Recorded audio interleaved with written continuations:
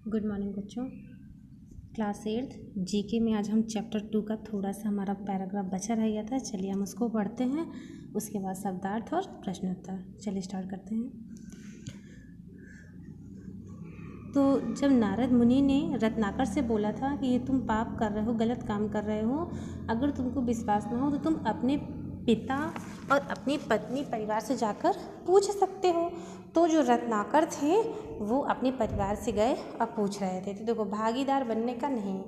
यह सुनकर रत्नाकर स्तंभ रह जाता है। फिर वह अपने पिता के समक्ष, पिता जो हैं वो रत्नाकर के अंधे हैं, तो वो अपने अंधे पिता के समक्ष यही प्रश्न दोहराता है कि पिताजी, ये जो मैं कर रहा हूँ क्या वो पाप है? क्या आप इस पाप में मेरे भागीदार हैं? पिताजी बोलते हैं, नहीं पुत्र, ये तेरी कमाई है, इसे मैं कैसे बांट सकता हूँ। यह सुनते ही मानो रत्नाकर पर बिजली टूट पड़ी। वह बेहद दुखी हो जाता है और धीरे धीरे चलते हुए वापस देवऋषि नारद के पास पहुँच जाता है। नारद, तुम्हारे साथ ही मुझे अकेला छोड़ जा चुके हैं। रत्नाकर देवऋषि के चरणों में गिरते हुए, क्षमा देवऋषि क्षमा, अब मैं भी अकेला ही हूँ। नारद, नहीं रत्नाकर, तुम ही अपने मित्र और तुम ही अपने शत्रु हो। मतलब जो हम अगर अच्छे काम करते हैं तब हमको फल मिलता है, अगर गलत काम करेंगे तो हमको पाप मिलता है। तो जो जैसा कर्म करेगा वैसा फल भोगेगा, वो आपका ही मतलब कर्म है। जो आप जैसा कर्म करेंगे वैसा ही फल पाएंगे। तो तुम ही अपने मित्र, तुम ही अपने शत्रु हो, ऐसा नारद जी रत्नाकर से बोलते हैं। तुम्हारे पुराने संसार की रचना भी तुम्हें ने की थी और तुम्हारे नए संसार की रचना भी तुम ही करोगे। इसलिए उठो और अपने पुरुषार्थ से अपना भविष्य लिखो। राम राम, तुम्हारा पथ प्रशस्त हो।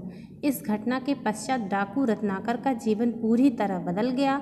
उसने पाप के मार्ग को त्याग पुण्य के मार्ग को अपनाया और आगे चलकर यही डाकू राम कथा का रचयिता महर्षि वाल्मीकि बना। जो महर्षि वाल्मीकि, बच्चों आप रामायण देखोगे तो जो महर्षि वाल्मीकि हैं उन्होंने अपनी रामायण लिखी है। तो ये पहले वाल्मीकि जो थे वो डाकू रत्नाकर थे, जिन्होंने नारद के ही ज्ञान की वजह से वो इतने बड़े विद्वान हुए।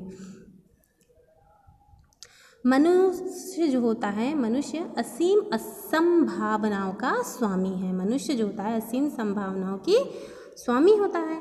जहाँ एक तरफ वह अपने पुरुषार्थ से राजा बन सकता है तो वहीं अपने आलस्य से रंक भी।